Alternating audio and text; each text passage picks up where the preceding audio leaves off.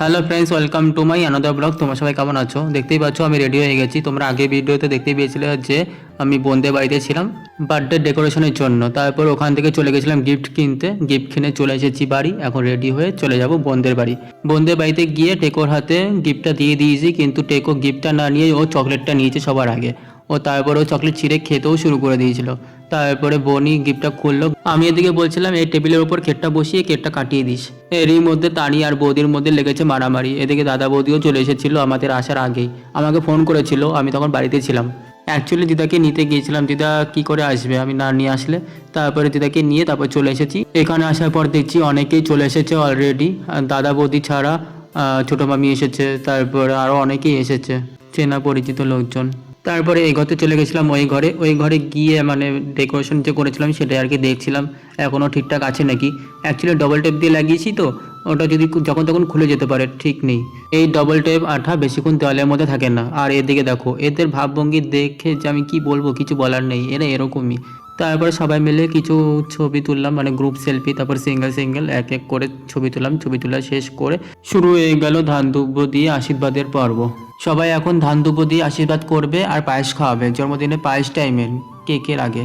তারপরে এদিকে ভুতুকে বসিয়েছিল টেকোর পাশে, কিন্তু ও তো বসবেই না, কান্নাকাটি শুরু করে দিয়েছে, একটুও বসতে চাইলো না। তারপরে সবাই এক এক করে ধান দুব্য দিয়ে আশীর্বাদ করে নিচ্ছিল। সবার প্রথমে দিদা, তারপরে চিনি ঠাকুমা, তারপরে বড় মামি, তারপরে ছোট মামি আশীর্বাদ করার পর চিনিও আশীর্বাদ করে নিল ধান দুব্য দিয়ে। তারপরে পায়েসও খাইয়ে দিল। চিনির হওয়ার পর টুলিও ধান দুব্য দিয়ে আশীর্বাদ করে নিল, পায়েস খাইয়ে দিয়েছিল। তারপরে প্রদীপের আগুনের তাপ ওর মাথায় ছুঁয়ে দিল। এই ভিডিও ক্লিপগুলো তানি নিয়েছিল, আমি যেহেতু ছবি তুলছিলাম। এই ভিডিওগুলো অনেকটা লং হওয়ার কারণে আমি ছোট ছোট ক্লিপ নিয়েছি, নাহলে অনেকটা বড় হয়ে যেত। আর এই দেখো টেকো চোখ কেমন করছে দেখো। যাই হোক, এবার হবে কেক কাটিং। কেক কাটিংয়ের সময় ওর যে কী সব ছবি তুলেছি আমি নিজেও জানি না। ও এত চঞ্চল, এত দুরন্ত, ওর ঠিক মতো স্থির ছিলই না। ওর যে কয়েকটা ভালো ভালো ছবি তুলবো তারও কোনো উপায় নেই। অনেক কষ্ট মষ্ট করে ওর কয়েকটা ভালো ভালো ছবি তুললাম। তারপরে ও এবার কেক কাটবে। কেক কাটার আগে মোমবাতি নেভাতে হয়। ও এমন ফু দিলেও সবাই হাসতে হাসতে শেষ। এদিকে ও কেক ঠিক মতো কাটতেই পারছিল না, তারপরে চিনির বন্ধু হেল্প করলো। তারপরে কেকটা কাটলো। কেকটা কাটার পর ওর কেক সবার আগে ওই খেলো। অলরেডি ও একবার খেয়ে নিয়েছে সবার আগে। তারপরে বোনকে খাওয়ালো, তারপরে চিনিকে খাওয়ালো।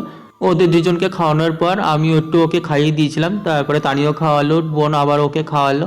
এই কেক খাওয়ানোর পর্ব শেষ করে ওর কয়েকটা ভালো ভালো ছবি তুললাম আর বোনকে বলছিলাম ওকে দাঁড় করানোর পর ওর সিঙ্গেল কয়েকটা ভালো ভালো ছবি তুললাম। এই দেখো, চলো এখনকার জন্য রাখছি, দেখা হচ্ছে পরের ব্লগে।